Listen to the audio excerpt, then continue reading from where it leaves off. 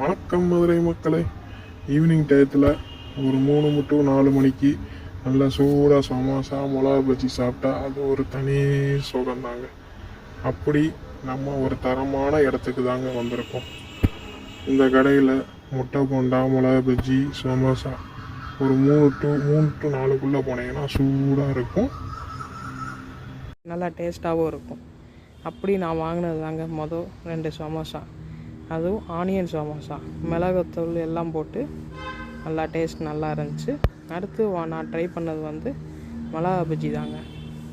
அதுவும் நல்லா இருந்துச்சு, டேஸ்ட்டாக நல்லா சூடாக இருந்துச்சு. இந்த இடம் எங்கே இருக்குன்னா நம்ம கேகே நகர் தாங்க. இந்த கடை பேர் கேகே நகர் ஸ்நாக்ஸ்.